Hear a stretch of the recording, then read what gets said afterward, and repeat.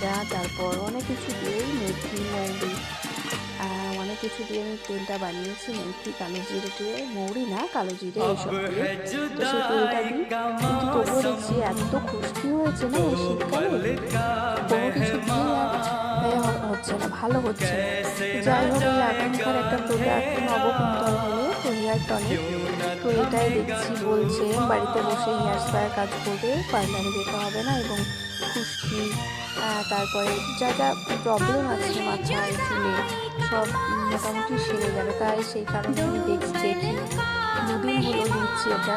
তো আমি ভালো ফল পাচ্ছি, উপকার পাচ্ছি মনে হচ্ছে। যাই হোক, দুদিনে তো কিছু একটা বোঝা যায় না। তো যাই হোক, চুলটা সিল্কি হচ্ছে, এবং যে খুশকি, যে প্রচণ্ড চুলকায় মাথাটা, সেটা একটু হলেও সামান্য কমেছে। দুদিনে দেখা যাক, এখন দিই। আর শ্যাম্পুটাও নিয়েছি আমি।